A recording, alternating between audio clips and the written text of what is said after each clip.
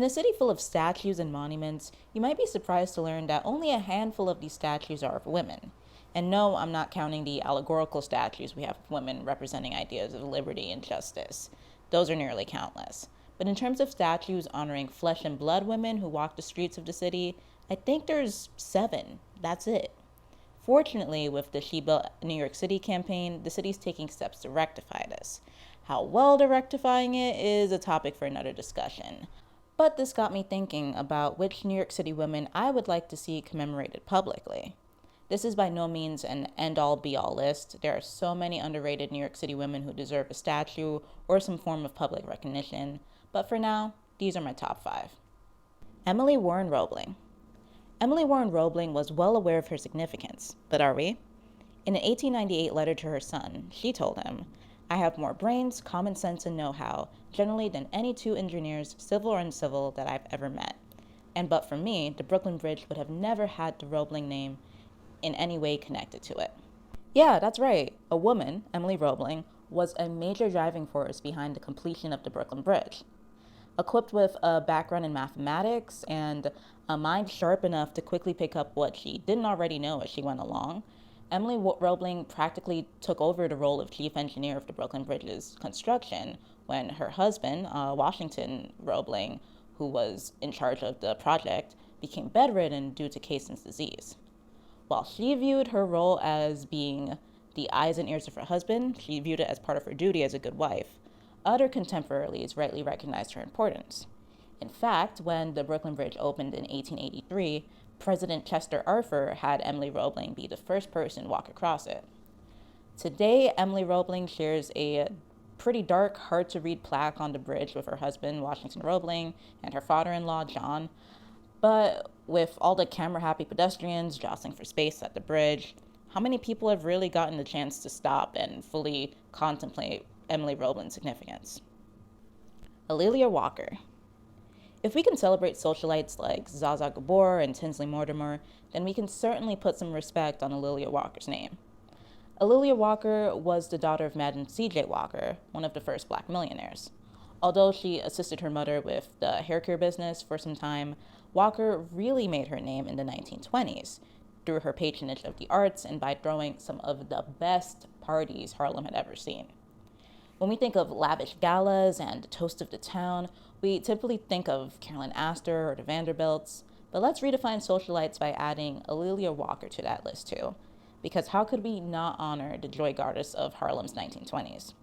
And yes, I know she squandered the family fortune and didn't make the greatest business decisions, but we can at least appreciate the money she threw at artists. Plus, doesn't spending money stimulate the economy? Elizabeth Jennings Graham. Long before there was Rosa Parks, there was Elizabeth Jennings. On a Sunday morning in 1854, Jennings and a friend tried to board a segregated streetcar and were swiftly removed. But Jennings had places to be, and she wasn't going to wait around for the colored car. Demanding the right to be treated as any respectable woman of that era should, Jennings reboarded the streetcar she was just thrown off of. Eventually, she had to be forcibly removed by the conductor and the police officer, but that was not the end of the story.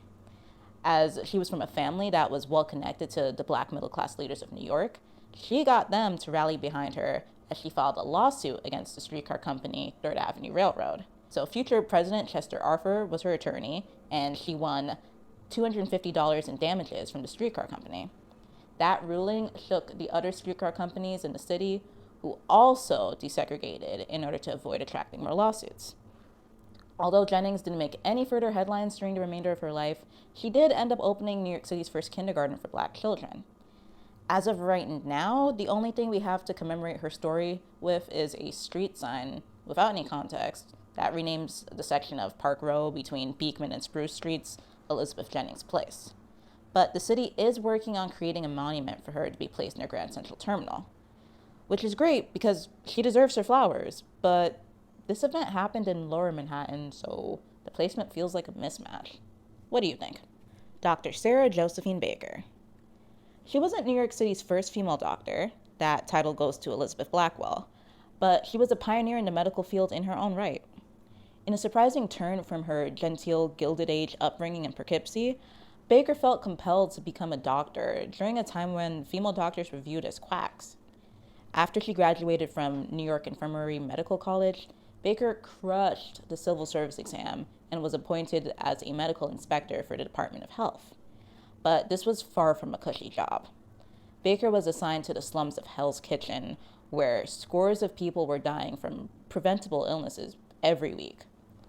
But instead of throwing up her hands like many of the city's other public health officials of the day, she made it her mission to make some change by curbing the infant mortality rate.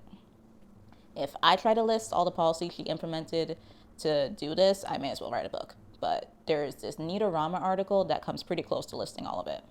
But long story short, her success in Hell's Kitchen led the city to create the Division of Child Hygiene, with Baker as the head of it for over a decade.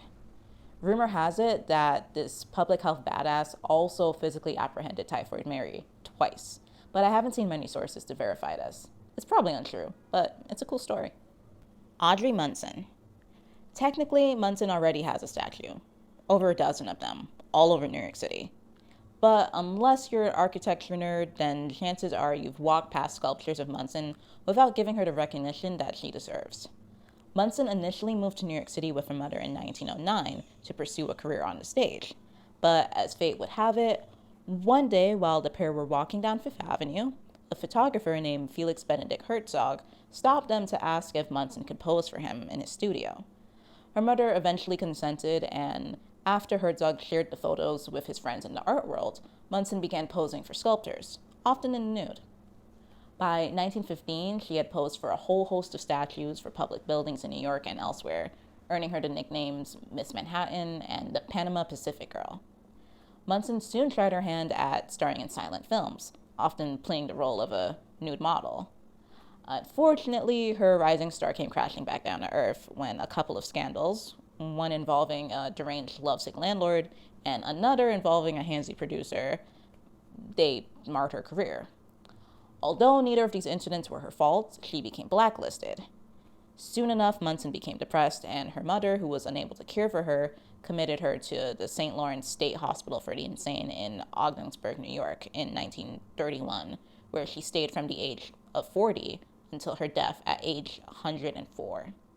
It still seems unfair that the woman dubbed America's first supermodel, who considered herself an artist as much as a muse, should be damned to eternal anonymity, but telling Audrey Munson's story always makes me sad, but it's such a fascinating one to hear. So if you're interested in hearing all the details, I recommend checking out an episode of 99% Invisible. I'll link that podcast episode in the description below. But go learn more about all of these women. There are so many women that are unsung heroes in New York City history. Let me know who you think deserves a statue or more recognition in the city. But before you go, don't forget to like this video so the algorithm shows it to other people who might be interested in this. And I'll see you in the next one.